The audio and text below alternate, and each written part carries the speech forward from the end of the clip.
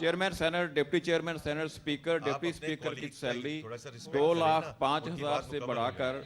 DG साहब जरा आप रेगुलेट कर लेना, क्योंकि अगर एक दोस्त बात कर रहे हैं तो दो दोस्त तो इकट्ठे बात नहीं कर सकते। सारे खामोश रहे प्लीज। नहीं मर्जी नहीं देंगे सर, सवाल नहीं। यहाँ बैठे हैं, यहाँ बैठे सर 29 मई को नोटिफिकेशन आया जिसमें chairman senate, deputy chairman senate, speaker, deputy speaker की सैलरी 2,05,000 से बढ़ा के 21.5 लाख रुपए महीना है सर। इसमें कोई बड़ी रकम इन्वॉल्व नहीं है शायद, लिया क्या अखलाकी तौर पे कोई जवाज़ है जहां एक तरफ 30,000 सैलरी नहीं मिलती किसी को, दूसरी तरफ एकदम 2,50,000 से बढ़ाकर 21.5 लाख रुपए बनती है सर। ये नहीं, मैं सुन लेना बात, साथ साथ सुनते जी मेरा सवाल खत्म हो गया। हाँ मुकम्मल कर लें, हो गया सवाल। ओके, तो अगर आप चूँकि सारे आप खुद इस चीज़ को कवर करते हैं और करते रहे हैं, मेरे से बहुत ज़्यादा एक्सपीरियंस है आप, तो आप ये ज़रूर देखिएगा कि आखिरी दफ़ा whether it's ministers, whether it's state ministers, whether it's parliamentarians, उनकी सैलरीज को कब एडजस्ट किया गया था, ये ज़रूर देख लीजिए, क्योंकि मैं आपको कैबिनेट मिनिस्टर्स का तो हल्फन ये बयान कर सकता हूँ कि the last time it happened was 2016 में, आज 2025 है।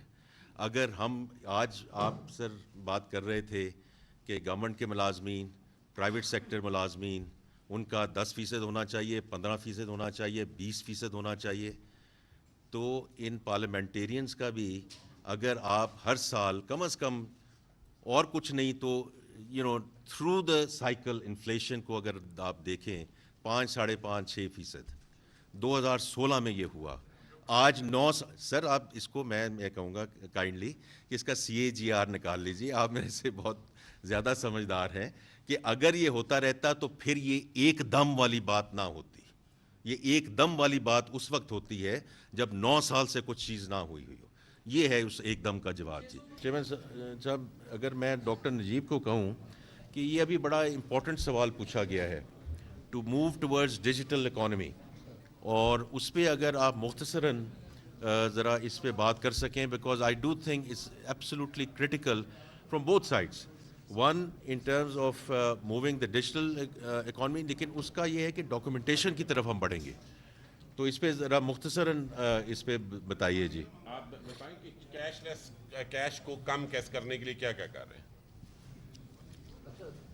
देखिए इस बजट प्रोसेस के अंदर थोड़ा सा करीब कर लें ताकि आवाज़ आए। इस बजट प्रोसेस के अंदर हमने जो डिफरेंट चीज़ की थी वो स्टेक होल्डर्स के साथ इंटरेक्ट किया था, बिजनेसेस को भी सुना था, यूज़र्स को भी काफ़ी सुना था, बिज़नेस को समझ के हमने सजेशंस प्रपोज किए हैं। जो डोमेस्टिक ई कॉमर्स है उसमें दो चीज़ें सामने आई थी कि बहुत सारे ई स्टोर्स थे जो अपनी आउटसाइड द बुक्स सेल करते थे, और वो बाइकियाज के थ्रू और कोरियर्स के थ्रू कैश पे डिलीवरी करते थे।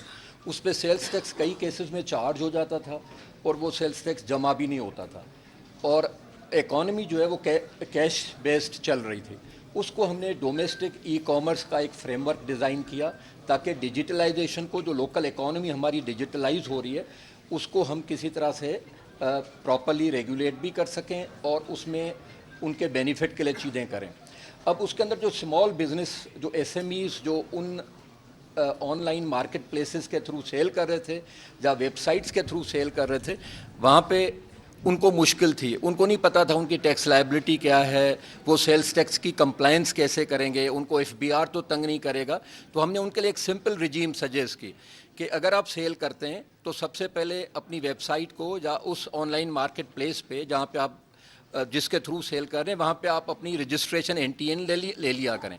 NTN के बाद हमने उन्हें कहा कि जी आप 0.25% पे अपना टैक्स दे दिया करें, और वो या तो कोरियर के थ्रू कलेक्ट हो या बैंक के थ्रू, वो डिपेंड करता है मोड ऑफ पेमेंट क्या है, और वो आपकी final discharge of tax liability होगी। आपको FBR से मज़ीद इंटरेक्ट करने की ज़रूरत नहीं है।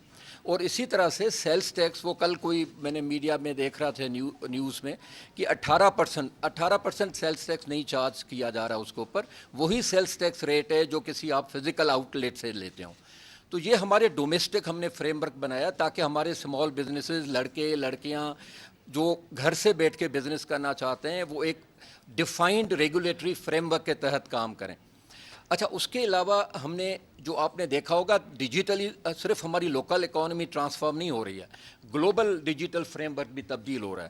اور گلوبل ڈیجیٹل فریم ورک کے اندر آپ دیکھیں کہ ہماری جو پاکستان کا ٹیکسنگ رائٹ ہے وہ ایروڈ ہو رہا ہے, کیونکہ چائنا میں بیٹھے ہوئے, یورپ میں بیٹھے ہوئے جو وینڈرز ہیں, جو مینوفیکچررز ہیں, وہ وہاں سے ایکسپورٹ کے نام سے بغیر سیلز ٹیکس کے گڈز پاکستان پہنچا دیتے ہیں.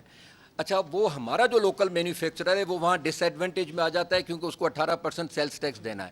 ہمارے کنزیومر جو ہیں وہ لا علم ہے اس بات سے, وہ فارنر سے لیے جاتے ہیں اور پاکستان کی اکانومی شرنک ہوتی جاتی ہے, پاکستان کے مینوفیکچرر سیل نہیں کر پاتے ہوتے ہیں. تو اس سچویشن کو ٹیلر کرنے کے لیے جس طرح سے یورپ نے یہ ایک ڈیجیٹل سروسز ٹیکس انٹروڈیوس کیا کہ اگر امریکہ سے سروسز یورپ کی مارکیٹ میں سیل ہو رہی ہیں تو وہ یورپ میں ٹیکس دیں, تو پاکستان میں نہ صرف سروسز آ رہی تھیں لیکن گڈز بھی آ رہی تھیں, اور پاکستان کا مینوفیکچرر سیل نہیں کر پا رہا تھا, وہاں ہمارے ان ایمپلائمنٹ بڑھنے لگ گئی. تو ہم نے کہا کہ نہیں, ہم پاکستان کی مارکیٹ اویلیبل ہے باقی ملک کے لیے, وہ اپنی گڈز یہاں سیل کریں لیکن وہ ہمیں بھی وہ ٹیکس دیں. تو میں صرف ایک صرف یہ کہنا چاہوں گا جی, جو میں نے پہلے بات کی نا ڈائریکشن آف ٹریول کی, یہ انشاءاللہ آپ دیکھیں گے کہ ہم نے یہ کچھ ایڈیشنل سٹیپس ہم نے لیے ہیں اور ہم اس کو بتدریج آگے بڑھاتے جائیں گے to move towards digital economy, for the simple reason we also helps us with the documentation. تو یہ بریان صاحب سے میں پوچھنا چاہ رہا تھا کہ یہ جو پوسٹ بجٹ آپ کی بریفنگ ہے وہ کیوں نہیں ہوئی اس پر, جس پر یہ اعتراض کیا جا رہا ہے؟ وہ آئی تھنک ابھی جو بجٹ کے سلسلے میں ابھی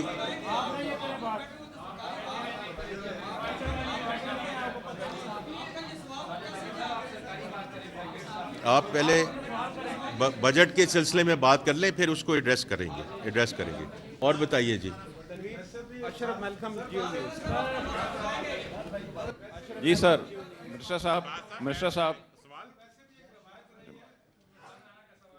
جی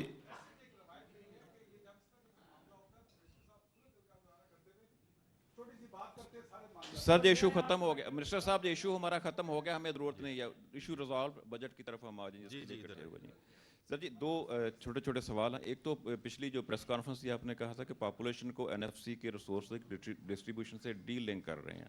فیڈرل گورنمنٹ کیسے اکیلے یہ فیصلہ لے سکتی ہے صوبوں سے پوچھے بغیر؟ جی آپ نے پریس کانفرنس سر کہا تھا کہ NFC کو ڈی لنک کر رہے ہیں پاپولیشن سے. دوسرا سر, نہیں پھر میری ساتھ سنتے جائیں. کوئی ایسی چیز نہیں ہوگی جو صوبوں کے مشاورت کے بغیر ہوگی. میں نے دو چیزیں بات کی ہیں اراؤنڈ NFC. ون از کہ ہم نے جو اس پہ جو نامینیشنز ہیں وہ منگوا لی ہیں, اس کے لیے ریکویسٹ کر دی ہے. دوسرا یہ ہے کہ پرائم منسٹر صاحب نے خود اعلان کیا ہے کہ اگست میں NFC کمیشن کو بلایا جائے گا, اس کو دیکھا جائے گا. ہو سکتا ہے وہ اس سے پہلے بھی چیز آ جائے. تو کوئی چیز ایسی نہیں ہو سکتی including the national fiscal pact which we have signed with the provinces, because وہ revenue, expenditure, governance, تینوں چیزوں پہ ہم آلریڈی ایک چیز سائن کر چکے ہیں.